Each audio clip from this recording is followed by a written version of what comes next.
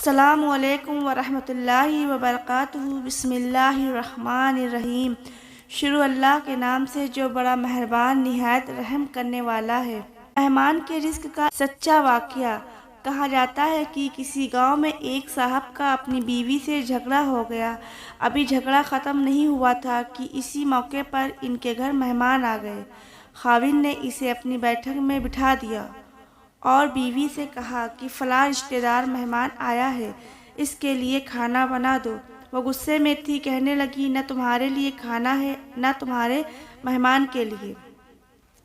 وہ بڑا پریشان ہوا کہ لڑائی تو ہماری اپنی ہے، اگر رشتہ دار کو اس بات کا پتہ چل گیا تو یہ بات خاندان تک جائے گی اور بڑی بدنامی ہوگی، لہٰذا خاموشی سے آ کر مہمان کے پاس چپ چاپ بیٹھ گیا۔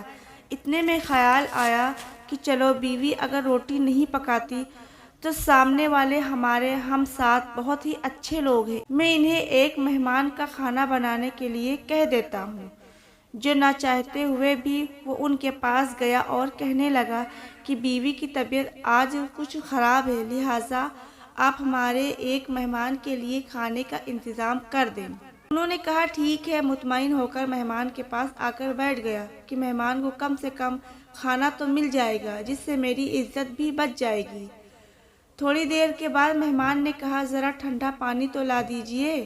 وہ اٹھا اور بولا کہ گھڑے کا ٹھنڈا پانی لاتا ہوں۔ اندر گیا تو دیکھا کہ بیوی تو زاروں قطار رو رہی ہے۔ بڑا حیران ہوا اور کہنے لگا کیا بات ہے؟ اس نے پہلے سے بھی زیادہ رونا شروع کر دیا۔ کہنے لگی بس مجھے معاف کر دے۔ اس کے خاوند نے کہا بتاؤ تو صحیح، آخر تمہیں رونے کی وجہ کیا ہے؟ تم ایسے کیوں رو رہی ہو؟ بیوی نے کہا کہ پہلے مجھے معاف کر دے، پھر میں آپ کو اپنی بات سناؤں گی۔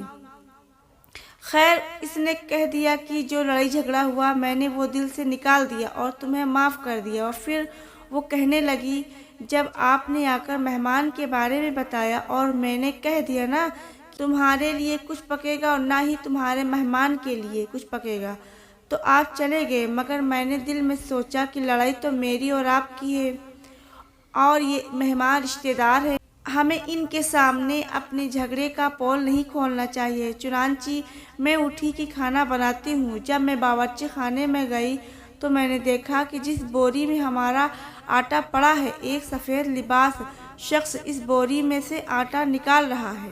یہ منظر دیکھ کر سہم گئی۔ مجھے کہنے لگے کہ اے خاتون پریشان نہ ہو کہ میں تمہارے مہمان کا حصہ تھا جو تمہارے آٹے میں شامل تھا۔